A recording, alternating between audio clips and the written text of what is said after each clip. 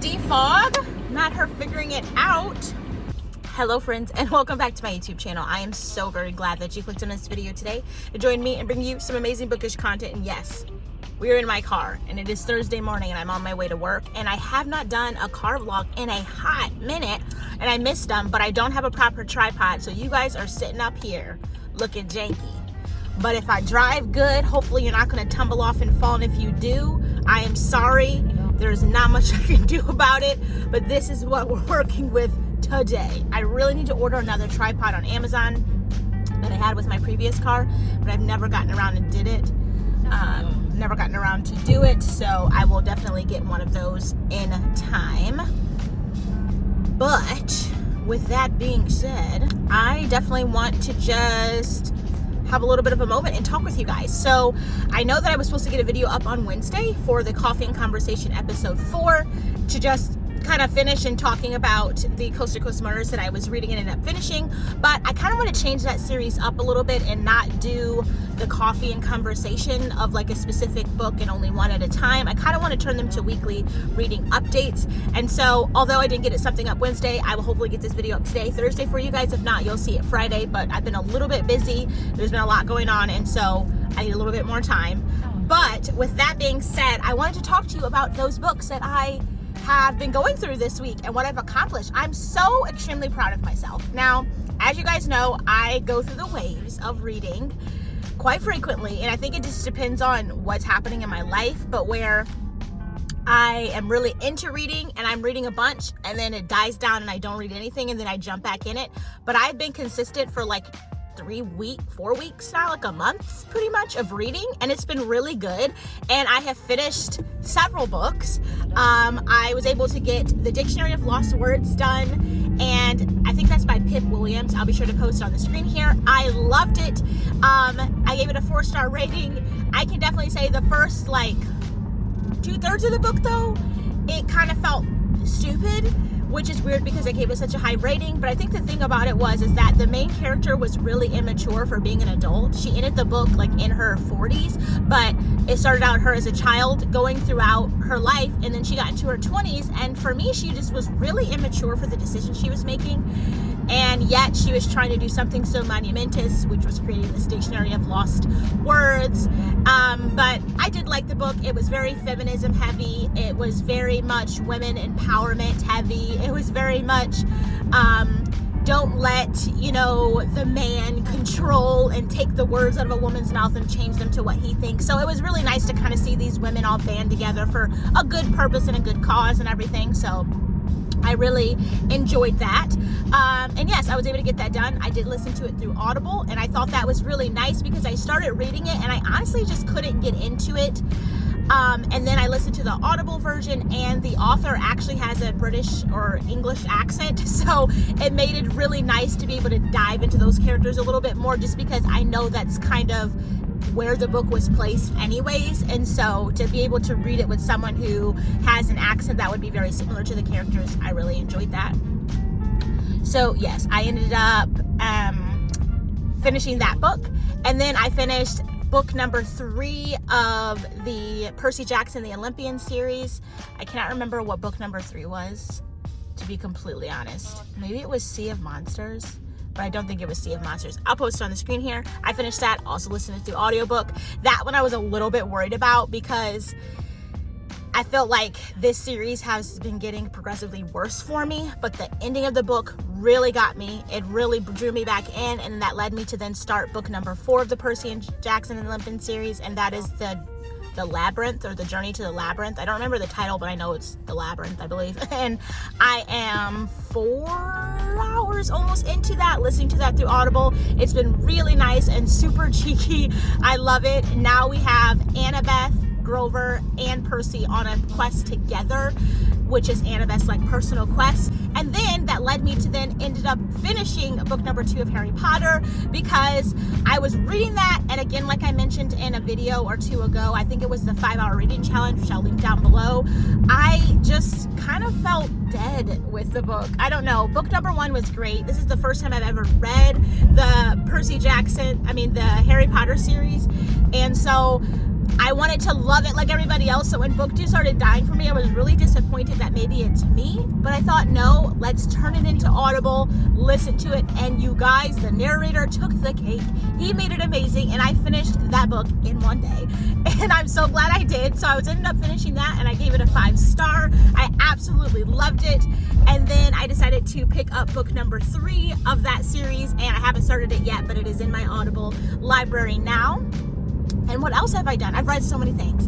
And then I ended up reading one of the books in my August TBR and finishing it. And it was the Silent Cradle. You guys, it was a waste of time. I finished it. It sucked. I can't even believe I finished it. I think because I was in this impression of it being like a psych thriller, a mystery thriller, you know, something along those lines, or just like crime, murder, hospital. Like, so you were thinking it was going to get to a point where the thriller happened. It turned. You got to figure out who did it, who was the one. And honestly, it was simply pathetic. And I got to the end thinking, that's literally how and who did it. And then she, like, the main character falls in love with this random man after, like, knowing him 5 days. And is, like, madly in love. And it was just cheesy, corny. I didn't like it. And I personally am not a fan of books. I think that's why I wasn't the biggest fan of Legendborn, which I ended up reading it and DNFing it, which maybe I'll pick it back up. I'm not sure. But I really do not like books that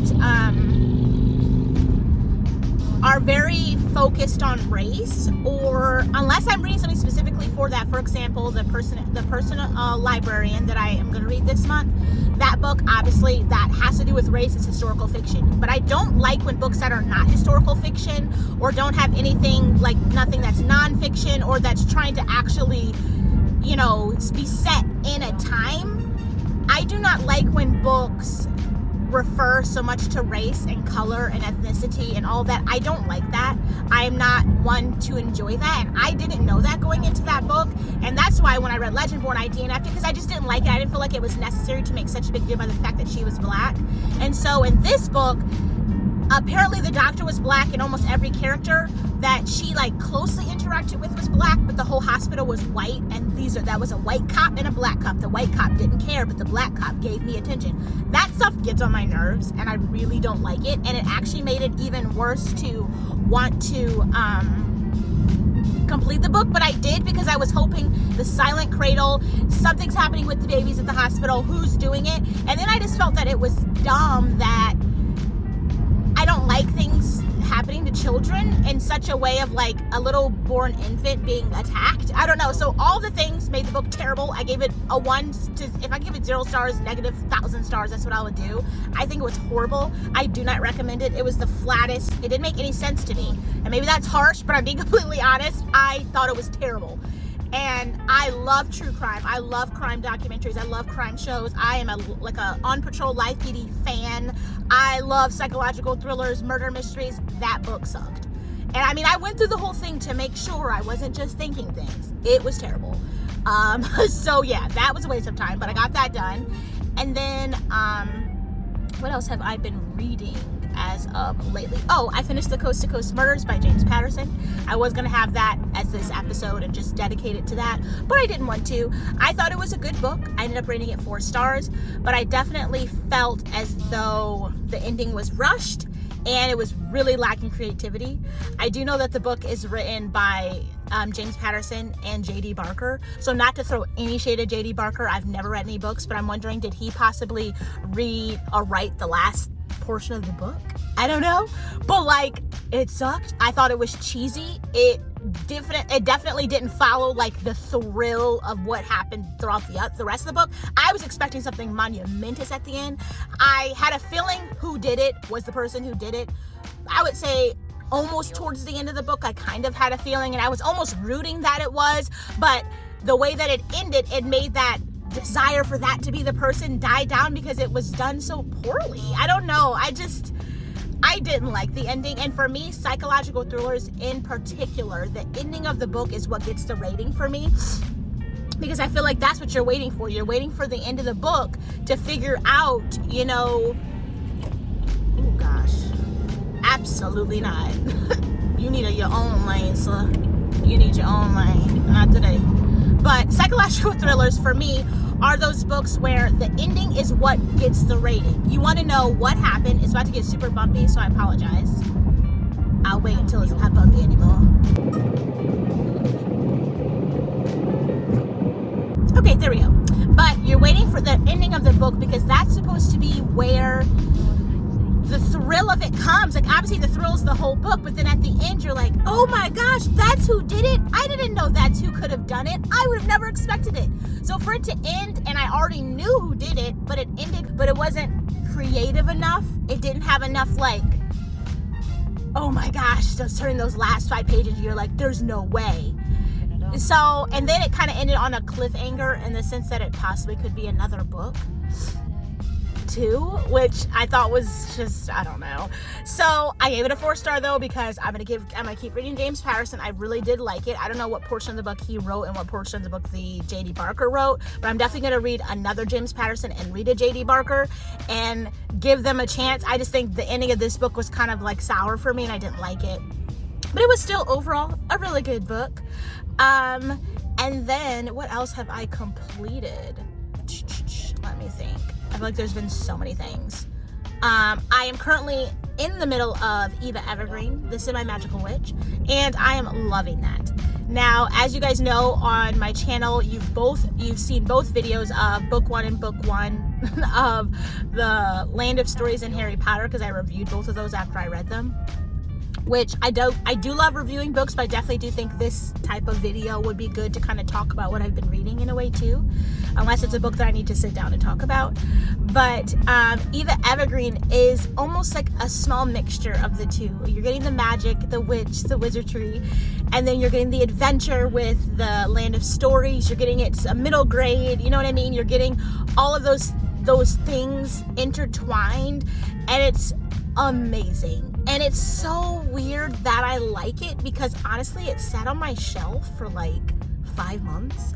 I picked it up, I don't even know. Oh, I picked it up because I liked the cover, because it gave me anime vibes, but obviously the book isn't not anime at all. But I don't know what it is, I just love it. I think it's really good, and I'm super excited that I am reading through it. It's going by super quick. I'm really enthused and interested and excited to get it done. And also just the message of the book, talking about how even if you have a pinch of something, it can be enough. And it really stuck out to me personally in my life, is because I was at church and we were listening to a meeting, and that's what it was said. It says, even if you have faith as small as a mustard seed, even if you have a piece of a scripture of the word of God, one verse, and it's as small as a mustard seed, and it's little, if you have that and you use it and you use it, it'll grow. And for me, that just like made me correlate the two, and so that's why I really love it. I think it's super sweet and I'm really enjoying it.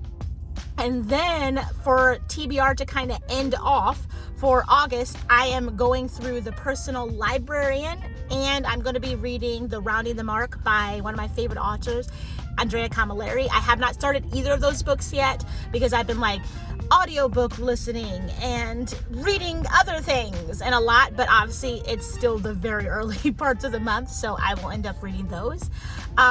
And yeah, it's been going great so far. I am super excited. I feel like it's been a great reading month. I feel like I'm on a high. I'm really excited for September.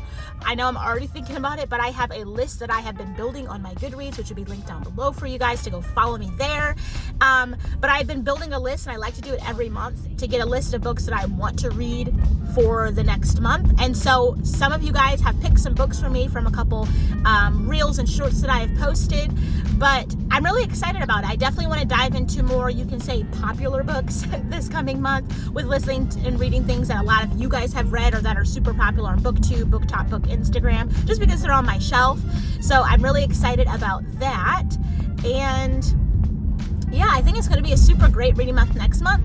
I definitely think if I get these last few books that I've been going through now on my August TBR completed, then I'll probably add a few more things onto the month. I'm not really sure, but I'm really excited, and I hope that you guys enjoyed this video. And if you did, do not forget to give it a thumbs up and hit your notification bell. Ooh, we're getting bumpy. Construction. You know, Leave a little construction sign down below if your state loves construction. I mean year-round construction. It can be construction every day of the year. It doesn't matter. Rain, snow, sunshine, thunder. There will be construction in Michigan. And the roads are terrible. Like, but they're always under construction. I don't get it. I just really don't, and it's bumpy. But if you like this video, please do not forget to give it a thumbs up and hit your notification bell so you can be notified every single time I post a video. And subscribe to my YouTube channel and join the Bookish fam, because I am so nice, we are so nice, and we have so much fun together. And without further ado, I will catch you guys all in my very next video. Bye, friends.